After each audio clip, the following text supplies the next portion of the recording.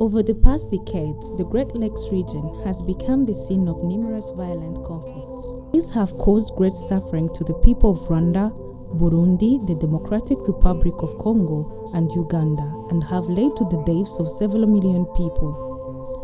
A key factor in the conflict is the failure to establish political systems that guarantee social participation and the peaceful transfer of power. For instance, 1994 genocide against the Tutsi, the scale and the brutality of massacre caused shock worldwide. The polarization of ethnic groups has repeatedly led to the outbreak of violence within the countries in the region. In an attempt to solve all different conflicts in the Great Lakes region, youth-friendly organizations in Rwanda such as Ejo Youth Echo, Vision Jeunesse Nouvelle, Never Again Rwanda, Sojepai from Burundi, Club de Jeunes pour la Vie from DRC, and Life Concern from Uganda work together using dialogue approach to create opportunities for exchange and stimulate cross-border exchange processes. These enable young people in particular to develop and to represent their own views on what non-violent conflict transformation and a tolerant society in the region can look like. A change of perspective and the reduction of negative stereotypes are fostered regionally.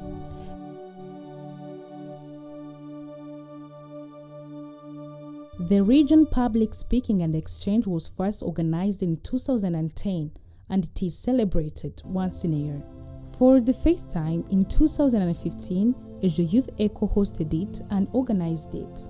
The event brings together secondary school students from the Great Lakes region to discuss issues that deterring peace processes in the communities and propose possible solutions.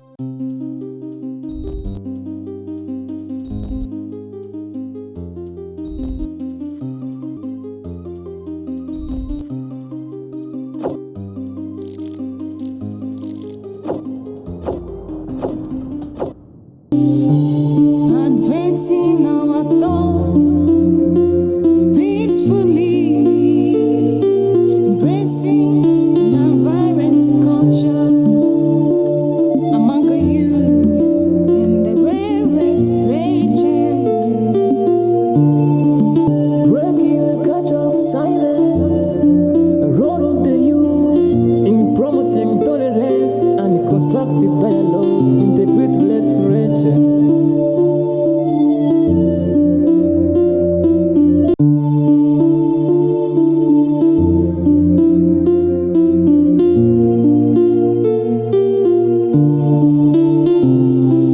I remember in that Alur language, when you say good morning, when you say hi in the morning, you can say Iyai Maber, and then you can answer Eyo Aai Maber.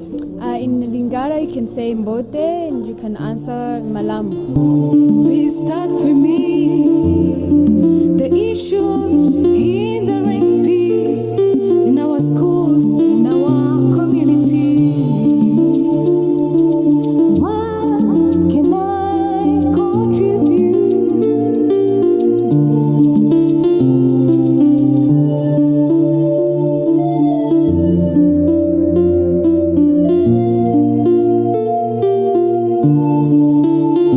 Please start with me.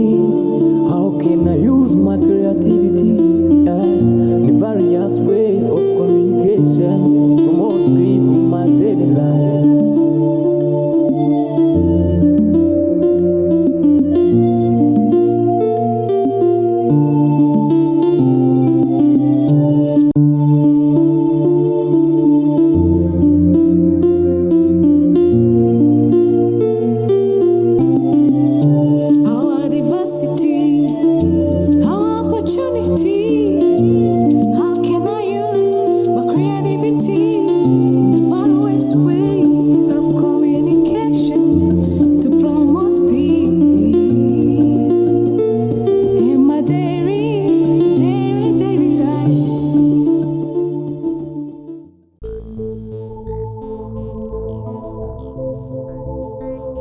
This project is so important to the community because it equips youth with critical thinking skills that help them once making decisions. Not only that, but also empowers youth to be confident public speakers in a way that their opinions can be heard and contribute in resolving different issues from their respective societies.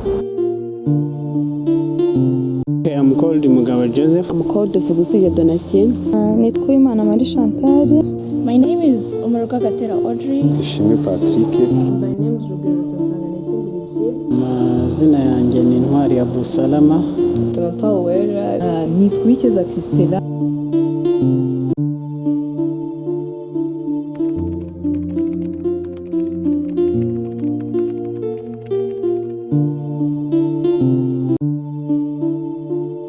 What I like the need, first of all, is what we call critical thinking.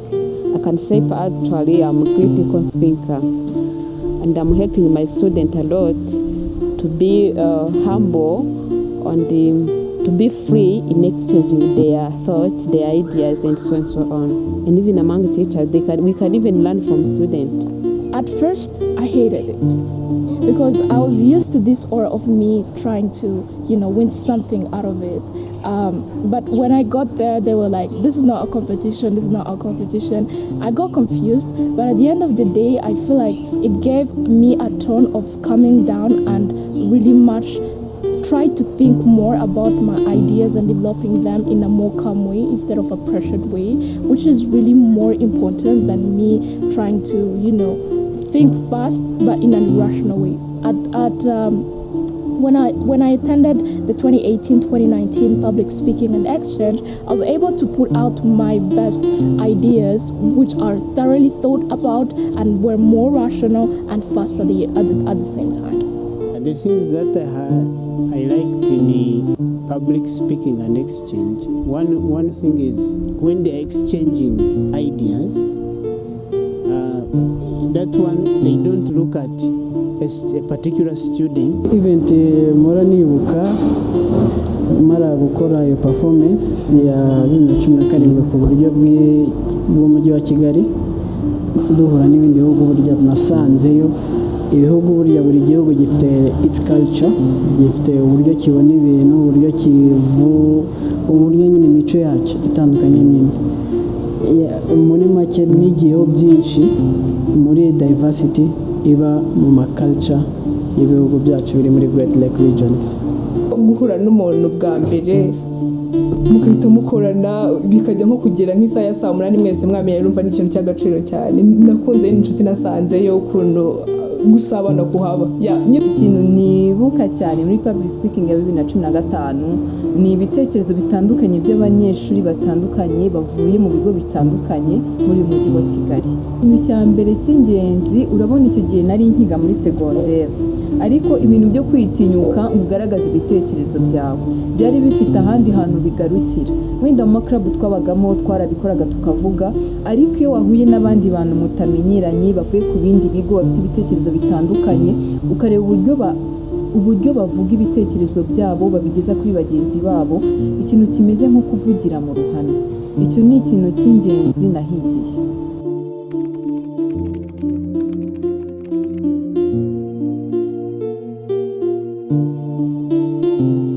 First of all, I learned to work with others. I learned to exchange freely my ideas without any shame. And I learned how to help others, how to change society in general. Because I think now I can change where I'm living, among my workmates, among my students.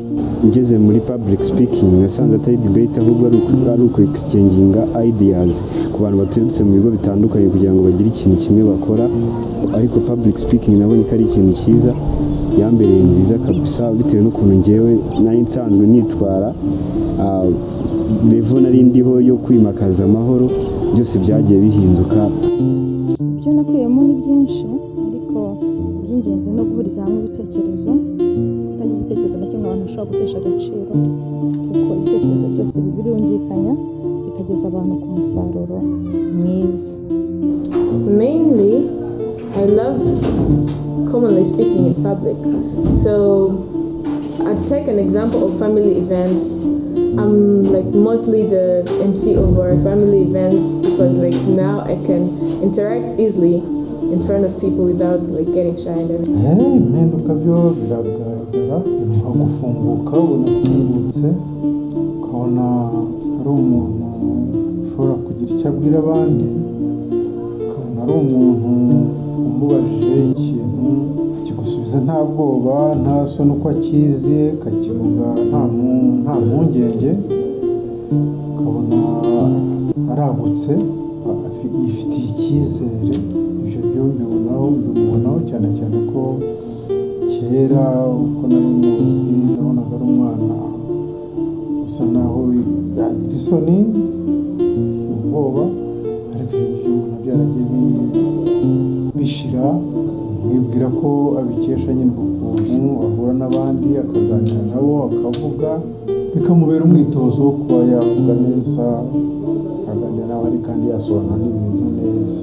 I was a conflict maker in my group where I'm working, but after participating in exchange, I become humble. So I learned that I can learn from others. I'm no longer a conflict maker. I was using what you call one-way communication, but actually with public speaking, I learned to work two ways communication. I have to learn from you and you may learn from me. We have to discuss and that by the end you can have a complete conclusion. Skills I got there were most importantly team working. At first, before I joined that group, all my doings were all about competitions, debates, and all that stuff. But at the end of the day, there's this smooth way team working is incorporated, which is really nice. Instead of you guys, bickering around what's the best argument to bring to the table, it helps you all to calm down since there is no pressure on it. At the end of the day, having you put there your best ideas, which are really much more crucial than you working under pressure about something else. ibyo byose ngiye ikintu cyane nakuyemo kandi nizirikana n'amahoro.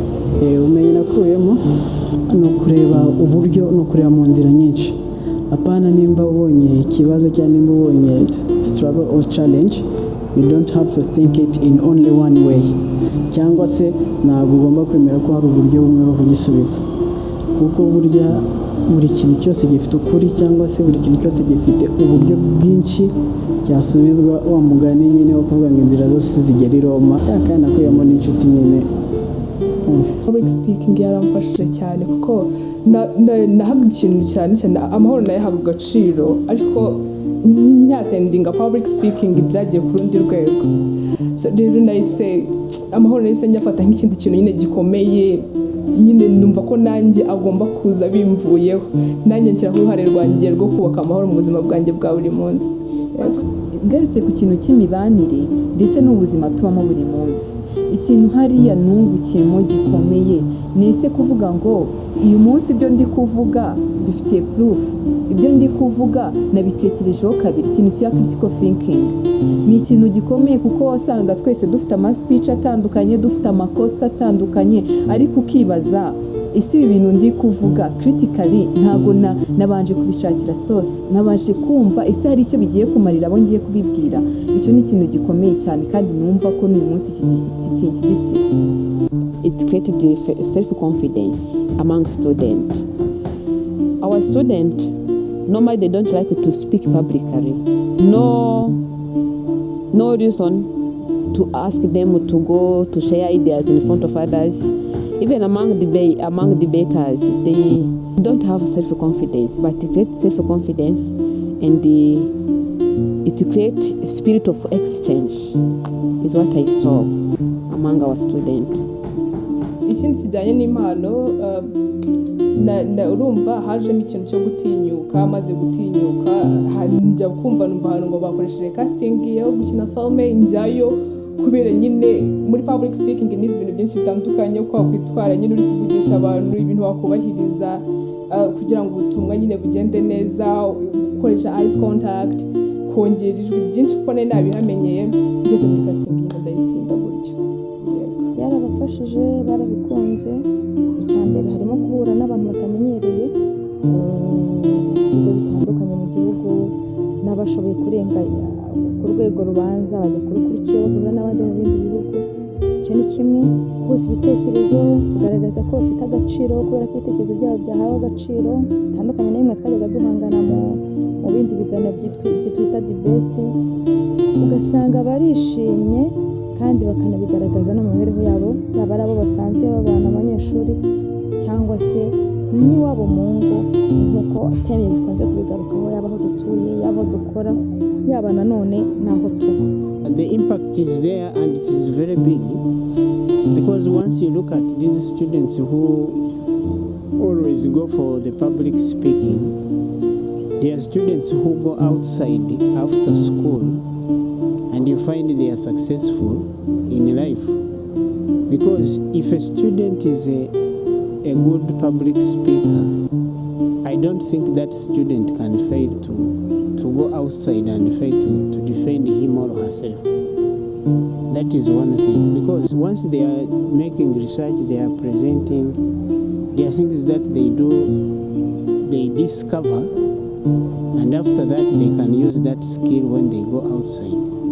And if they are successful students that I have seen, they are those ones who participated in public speaking. After attending the public speaking and exchange for 2 years, I've been able to actually sit around and then calm everybody so that we can discuss this in a more peaceful way. At the end of the day, making communication more experienceable, and at the end of the day, also making it more easy and smooth at the same time. Furthermore, public speaking is one way to create a culture of peace and power growth, not by force, but from participation, dialogue, and cooperation. This had made a lot of impacts, where there was creation of public speaking and exchange clubs in different schools, such as St. Patrick, Aperugunga, and Lycée de Kigali. Where did you get inspiration? I got the inspiration from public speaking and exchange and shared it with the rest of my school. The purpose of that club is public speaking as well, and also a debate club and peace building. Well, it is helpful in such a way that even the shy kids get the chance to learn how to speak in front of people and everything. In 2018, that's when we started the public speaking club. But it was an inspiration from the participants. But those ones who would come, they would come and share with others. So that is where the inspiration came from. And that's when we started that club.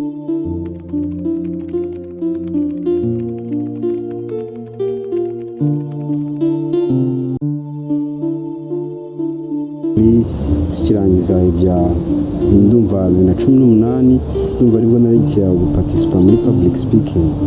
Nagize opportunity yinjiye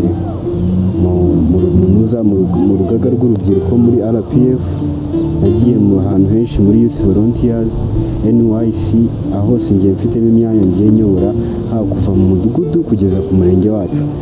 So iyo ide yo kwimakaza amahoro muri public speaking ntabwo narekeye kubisharinga nk'uko twabikoze nk'isezerano dusezeranya ababidutozaga. Ntabwo narekeye kubisharinga ku ishuri na prefect hose, natangiriye aho ngaho twakuriyetinze nuza club bita speech, turayikuriyetinga ariho twagenaga dutegura imivugo, ibintu bitandukanye bijyanye n'amahoro kuri asembo. Saho gusa mva mu ishuri ninjira muri izo nzego, ku kigo hose nagiyemo, muri ARG hose ngenda ngerageza kugira ngo nimakaze amahoro, ngira n'inama urubyiruko abenshi bafite imyitwarire itandukanye kugira ngo tubashe kwimakaza amahoro. Twagiye dusura urubyiruko rwinshi, abatishoboye, duteranya haba hano muri quartier zacu, tubaganiriza ku mahoro, tubashishikariza kuva mu biyobyabwenge, kuko ngiye ahantu ntuye narakuriye hari ikintu cyitwa ikiyobyabwenge. nakivugaho kuko ni ikintu cyari kituzengereje kuva na kera, ariko kuva nagerageza kwegera ababyeyi, bamwe mu babyeyi nakita ko bakomeye inaha, tukagenda tugerageza gukureba ibintu byagenda bikura urubyiruko mu biyobyabwenge. Hari ibinamba hano hepfo bagiye bakiriyetinga urubyiruko rubikoramo, ariko hakaba abantu babagenzura kugira ngo abantu batazivanga mu biyobyabwenge nk'uko babivuyemo. Ubu ngubu nkora akazi ka photography.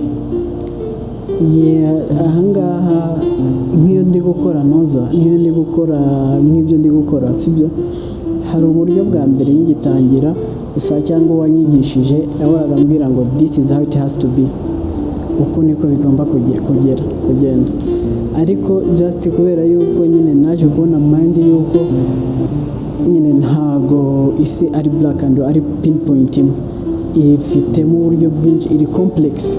So niyo mpamvu bituma every time usanga ndi kujya gufata uruhande cyangwa niyo ndebye ikintu however good it is, ifoto nakoze cyangwa icyo nakoze however good it is, ntabwo magarira aho ngaho, ahubwo I have kureba no mu bundi buryo noneho byaba bimeze gute.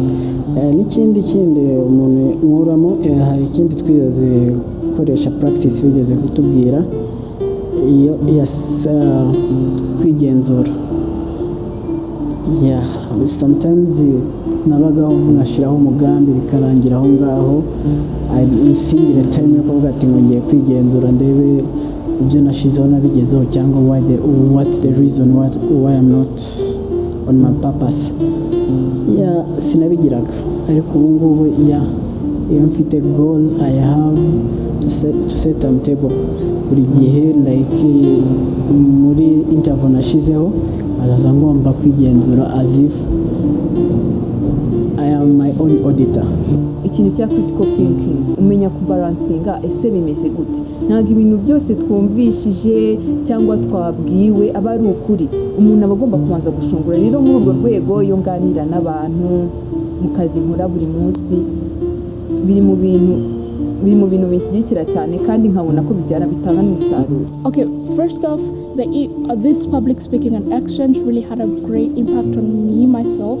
I was able to, calm my nerves down, and then everything that I encounter, I just try to think it through. And at the end of the day, after having such an impact, I brought something back to my school where I was able to share with one of my peers about what I've learned, and it really had an impact on them too, since they were spreading the word throughout the whole school. Even here at home, sometimes in the evening, like we gather around and then we talk about maybe a certain topic all together, and with calm states and us trying to share ideas instead of throw words at each other, which is something that is really important to me, my family and my peers. Turumva nagiye muri public speaking nkiga muri secondaire, ndumva icyo gihe tuyitabira, ndumva twari turi mu gihembwe cya kabiri, igihembwe cya gatatu twari dufite media club. Iyo media club rero niho abenshi baboneye ko bishoboka, ari n'ibintu byiza, ugasanga n'abandi babaye motive yo kuvuga ngo dukora ama speech, atari no kuvuga ngo nabo bazitabire public speaking, ahubwo tukabasangiza ibyo twakuye, ese bigenda bite, impamvu yabyo. Ubona ko ari ikintu byashyigikiye kugira n'uyu munsi wa none iyo club iracyakora. Nize muri St Patrick. At first I really spoke fast, and that's not communicating. I wanted my ideas to be out there, but I didn't want my ideas to impact.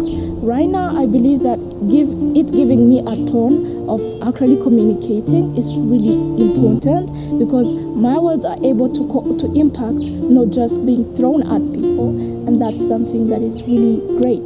And since this thing has had a very big impact on me, I believe that it has had a very impact on the other people too.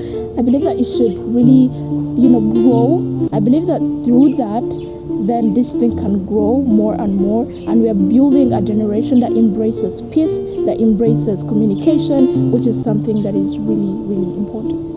We are happy that our goals have been successfully achieved, because we see how our beneficiaries are confident public speakers, most of them they advocate for their peers, mainly from their respective schools. We hope that they are making positive changes in their communities, because they are now equipped with critical thinking skills that are helping them in making decisions. Not only that, but we also hope that they can now discuss openly to make their opinions heard. They are now able of discussing openly in a peaceful way without harming others.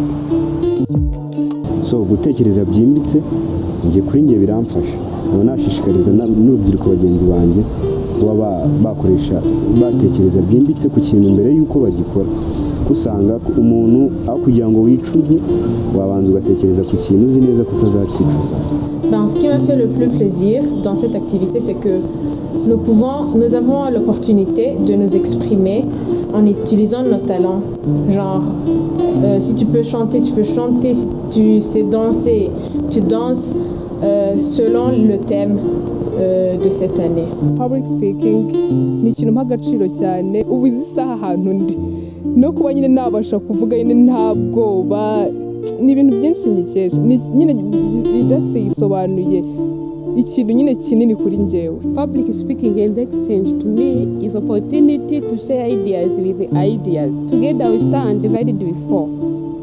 So now by public speaking and exchange, I'm a peace builder. L'union fait la force.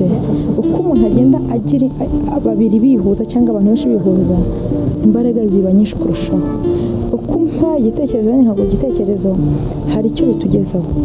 Iyo mpamvu rero njye numva nashyigikira ko abantu baganira, kubera ko yaba ari umuremyi waturemye aduha ubushobozi butandukanye, yaba na sosiyete zatureze zifite ibyo zaduhaye bitandukanye, uko tumeze niko gaciro kacu. Since this public speaking has been successful in life of some students, I would just say that it should be extended maybe to even to the local people, not to schools, because it is very important and even the local people need to know that.